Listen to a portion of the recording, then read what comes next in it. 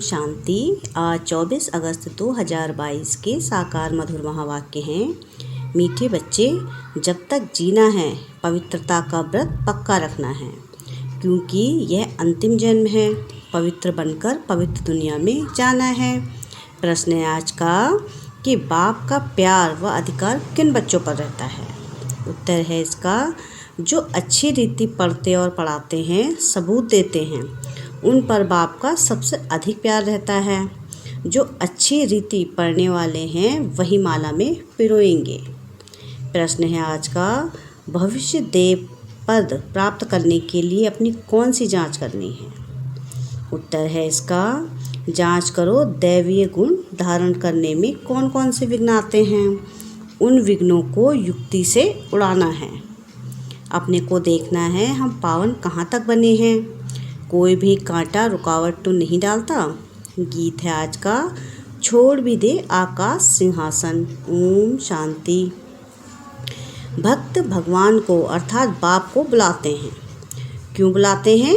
क्योंकि दुखी हैं। यह भी तुम समझते हो कि दुख के बाद सुख आना है जरूर। सुख था अभी नहीं है, फिर बुलाते हैं कि आकर सहज राजयोग सिखाओ। सिखलाने वाला जरूर बाप चाहिए।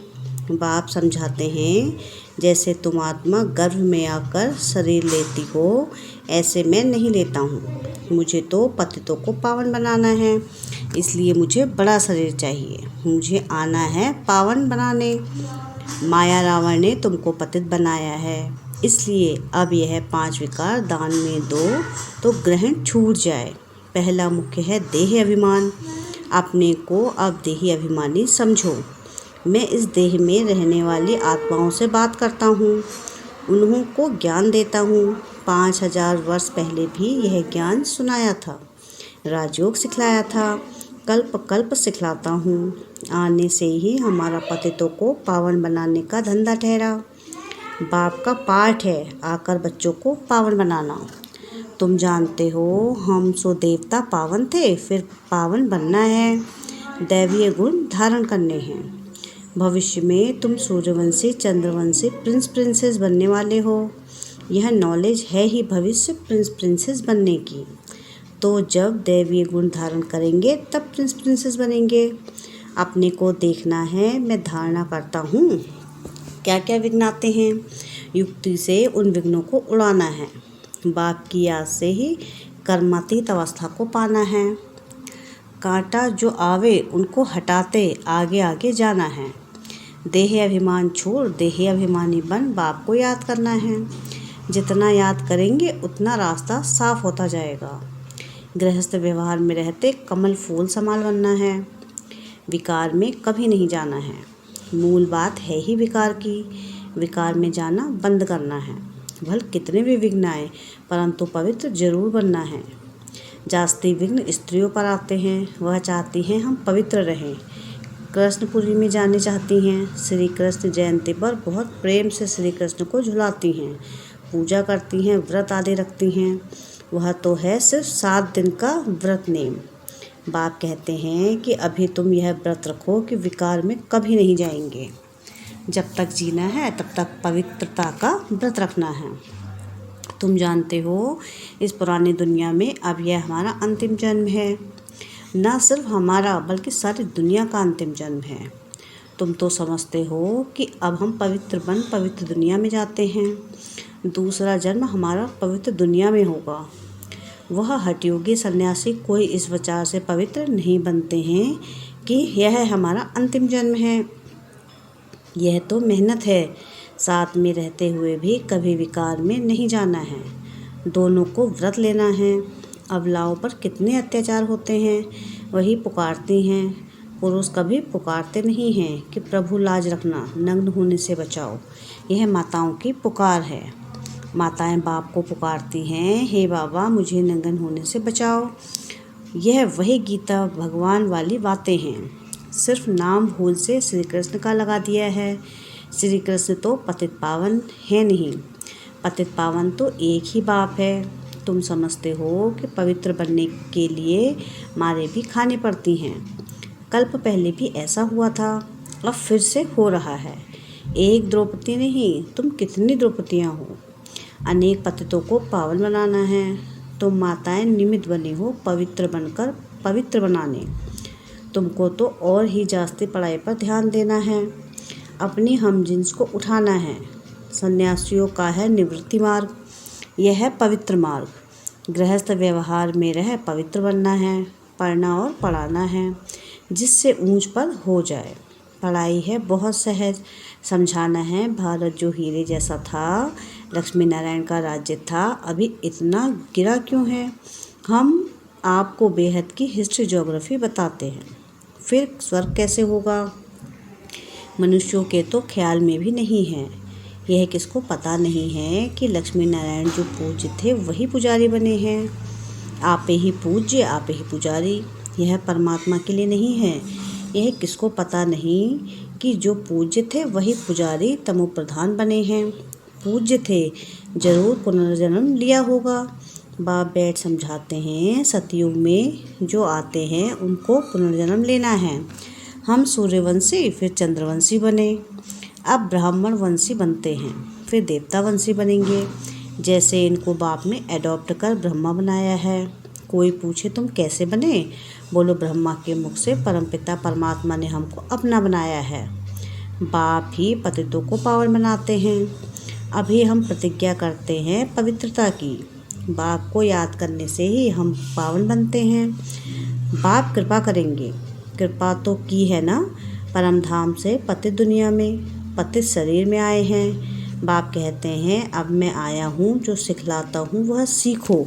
मुझे याद करो तो तुम्हें ताकत मिलेगी। विकर्म विनाश होंगे, इसमें आशीर्वाद की बात ही नहीं। टीचर को कहेंगे क्या कि आप कृपा करो तो हम 100 मार्क्स से पास हो जाएं। यह भी बेहद का टीचर है, पढ़ाते हैं। कोई को नॉलेज धारण नहीं होती है तो क्या करेंगे। टीचर सब पर कृपा करें तो सब पास हो जाएं।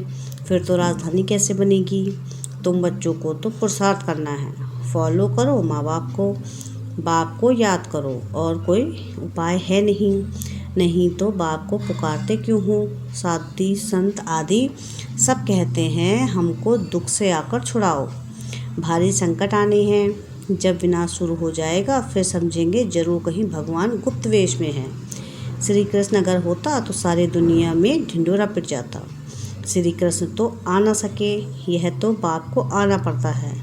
अंत तक बाप को ज्ञान सुनाना है, आते ही गुप्त रूप में है। श्री कृष्ण तो हो ना सके, निराकार बाप सभी का एक है।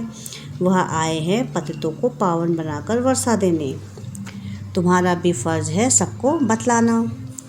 पूछना है परमपिता परमात्मा से तुम्हारा क्या संबंध है। बाप को कितने ढेर बच्चे हैं।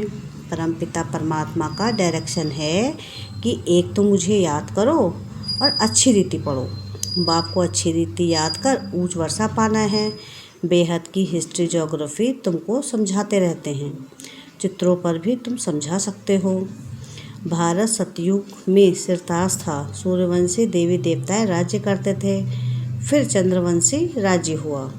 कला गिरती गई, यह भी तो देखना पड़े ना। पढ़ेंगे अच्छी रीति तो सीखेंगे भी, पढ़ेंगे नहीं तो नापास हो जाएंगे।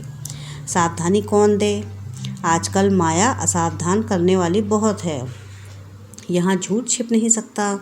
कोई विकर्म करेंगे तो वह जमा होता जाएगा। पाप अथवा पुण्य जमा तो जरूर होता है, उस अनुसार ही दूसरा जन्म मिलता है। कोई भी पाप करेंगे तो जन्म भी ऐसे ही मिलेगा। इसलिए बाप कहते हैं कोई पाप करेंगे तो झट बतलाओ। ऐसे नहीं कि ईश्वर तो सब जानते हैं, बाप को बतलाना पड़े। इस जन्म में जो पाप कर्म किए हैं वह आत्मा जानती है। सब कुछ याद रहता है कि हमने क्या क्या काम किए हैं। बाप दादा को बतलाओ कि हमने क्या क्या किया। मुख्य बात है विकार की। चोरी करना, ठगी करना वह तो छोटी छोटी बातें हैं। मुख्य है विकार की बात। काम महाशत्रु है। विकार में जाने वाले को ही पतित कहा जाता है। इन विकारों पर पहले जीत पानी है। तुम्हारा दुश्मन ही रावण है जो पतित बनाते हैं। अब पावन बनने के लिए बाप को याद करो। बाप का बनकर और फिर विकार में गिरे तो चोट बहुत लगेगी। पहले तो देह अभिमान छोड़ना है, फिर काम महाशत्रु है। सारी युद्ध है इस पर। तो यह सब बातें समझकर फिर औरों को समझानी है। बाबा पूछेंगे, तुमने कितनों को सच्ची गीता व सत्यनारायण की कथा, अमर कथा सुनाई? पाप आत्माएं तो ढेर की ढेर हैं, तो यह भी पोता मेल बताओ, तब समझें तुम ब्राह्मण बने हो। कितनों को आप समान बनाया है, यह है सहज राजयोग की बातें। बाप का परिचय देना है। दुनिया में यह तो कोई जानते नहीं हैं। बाप के पास बहुतों के सर्टिफिकेट भी आते हैं, लिखते हैं फलाने ने ऐसा समझाया।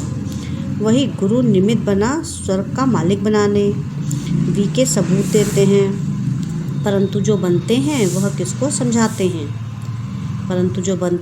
समझाते हैं? किसको ले आते हैं? ले तो आना है ना। जिनको निश्चय होगा फट से कहेंगे, पहले बाप की गोद तो ले लेवे। क्रिश्चियन में बच्चा पैदा होता है तो क्रिश्चनाइज कराते हैं। हम भी तो ईश्वर की गोद का बच्चा बने, सदगुरु की गोद तो लें। गोद ली बाप से मिले तो यह है हमारा वर्षा हो गया।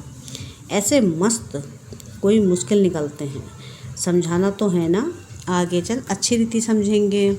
तुम्हारे में है ताकत भरेगी, फिर बाप से मिलने बगैर ठहर नहीं सकेंगे, एकदम भागेंगे। यह माँ बाप भी है, टीचर भी है, फिर गुरु भी है। माँ बाप की गोद तो ले लो, गुरु के पास जाते हैं, परंतु वह तो कोई स्वर्ग की वासाही देते नहीं। वासाही बाप से ही मिलती है।